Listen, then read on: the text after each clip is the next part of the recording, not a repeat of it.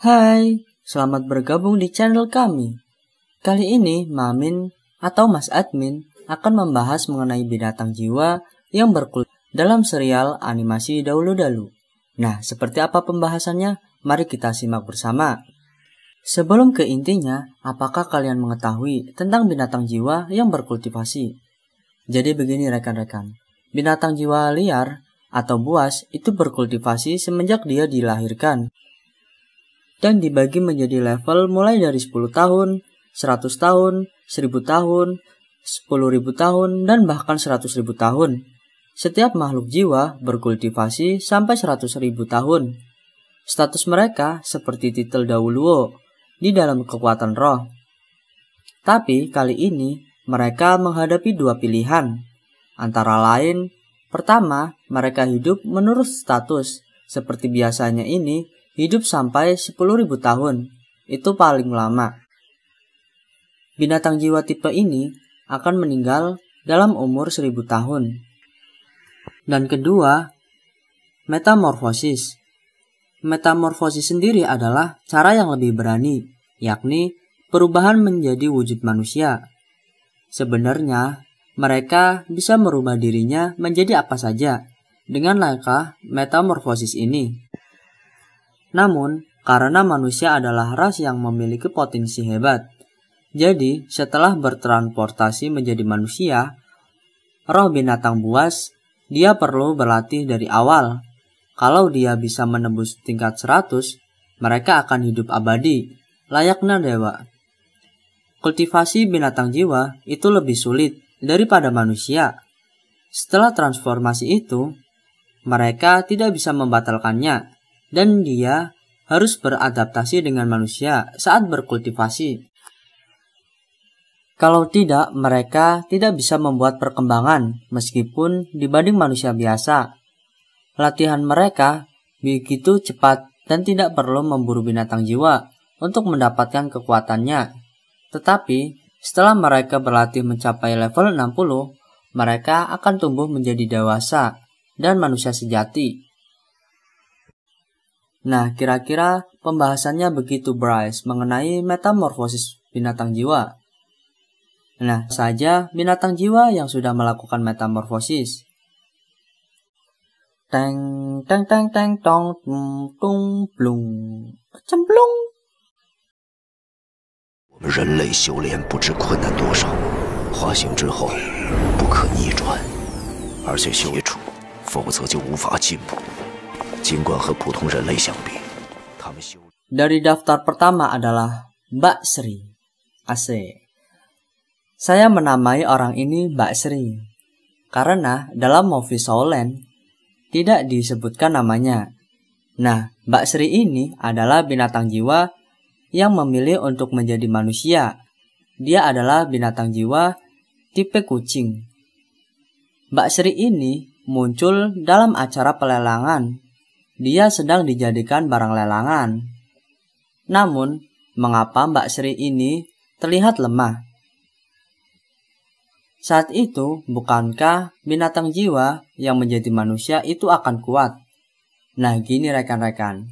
Mbak Sri ini sepertinya salah pergaulan. Hehehe. Maksudnya, Mbak Sri ini alias gagal melakukan transformasi. Jadi dia lemah. Dan kabarnya sekarang dia masih bersama Sekte Kibauliuli dan disembunyikan. Namun, tak tahu keberadaannya. Sekarang mungkin dia akan menjadi cincin 100.000 tahun, rongrong atau bahkan Oscar. Begitu ceritanya. Yang kedua yakni mertua Tanghao atau ayah Ahin. Namanya Blue Silver King. Dia adalah dari spesies tumbuhan Blue Silver Grass. Blue Silver King ini adalah rajanya dari segala raja tumbuhan jiwa di daratan Dauluo. Setelah dia dibudidayakan selama puluhan ribu tahun, Blue Silver King ini telah menjadi eksistensi yang tangguh di kerajaan tumbuhan.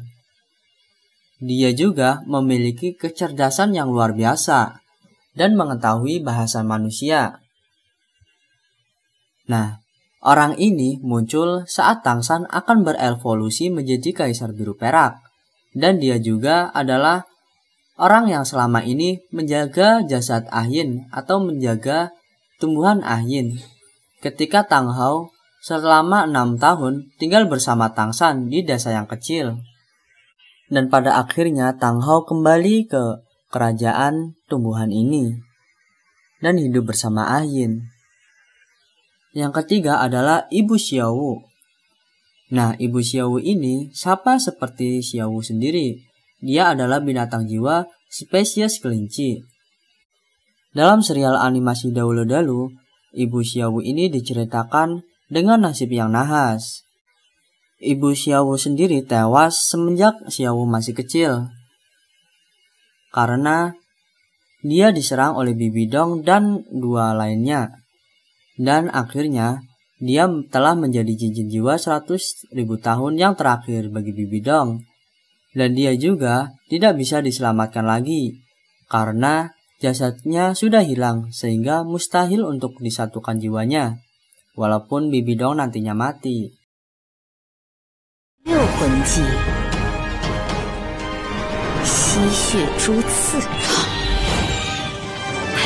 Yang keempat adalah Ah Yin. Ah Yin adalah ibu Tangsan. Dia binatang jiwa spesies tumbuhan rumput biru perak. Dia adalah ratu dari alam kerajaan dunia tumbuhan bersama ayahnya, sang raja rumput biru perak.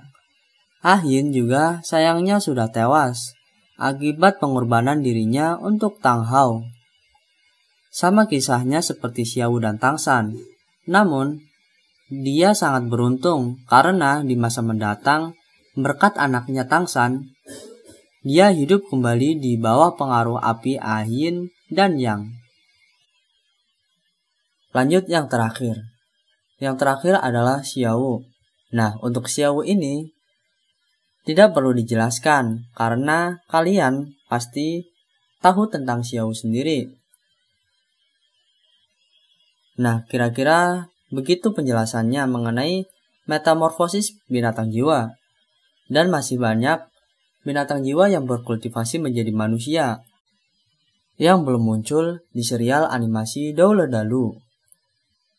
Nah, itu saja yang bisa Mamin sampaikan. Pokoknya, Mamin akan berusaha buat update terus dan mengeluarkan video-video terbaru tentang Shaolong dan animasi Donghua lainnya. Terima kasih sekian. Sukses buat kalian.